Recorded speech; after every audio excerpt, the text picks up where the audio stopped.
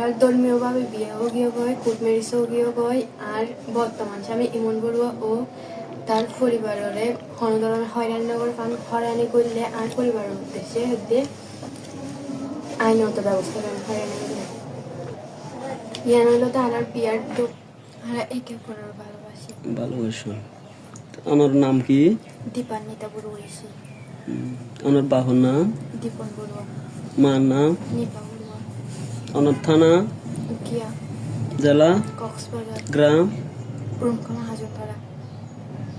তাই অনর বামা রাজি আছে না অনেক বিয়া করেন দিয়া না নাই বন্ধ অনারা কি বিয়া শাদী হয়ে গিয়ে নে আর ধর্মীয়ভাবে বিয়ে করছি কোর্ট ম্যারেজ হয়েছে। জন এবং আছে তাই অনারা আসুন কিভাবে আই করো তো কোর্ট বাজারে এসে কোর্ট বাজারে এনে ওরে কল দিই।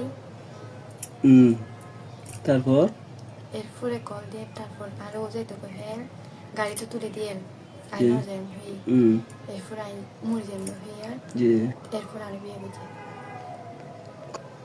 বিয়া শাদী কমপ্লিট হয়ে কোন মেসে করছেন সরকারি ভাবে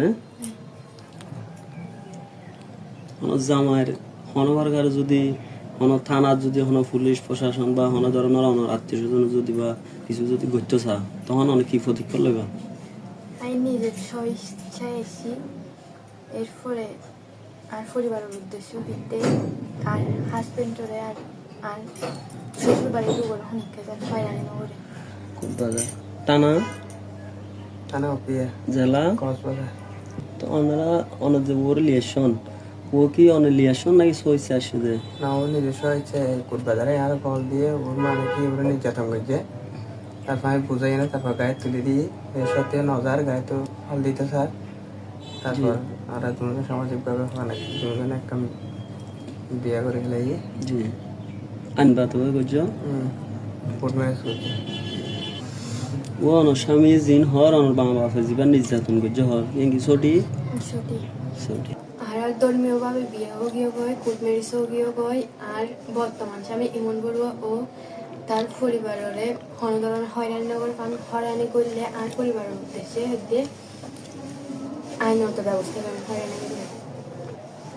ইয়ান হইল তার আর বিয়ার